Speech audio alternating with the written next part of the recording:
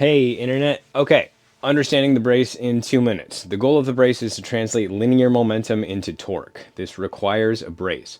Most amateur players don't do this. Their standstill distance is about the same as their run-up distance is because their brace is not functioning yet. What do we need to make this happen? We need momentum. That's easy. We need a very specific type of stop to that momentum. We need a stop that creates a crumple zone. My one leg regression models this. The angle of hip to knee starts open, ends up folded. That is a crumple zone. We need the brace to create that. In a full throw, the front hip will clear to the east, making room for the rear hip to continue rotating forward.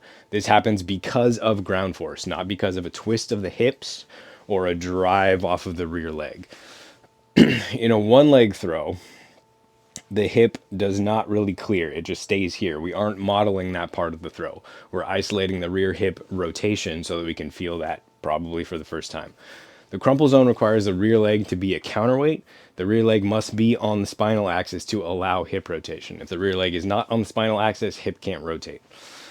More things we need. We need to get to the brace with the front hip closed and the front foot still closed.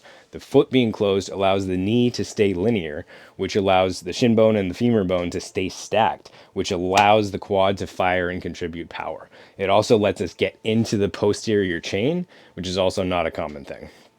The hip staying closed allows the ground force to cause the hip rotation.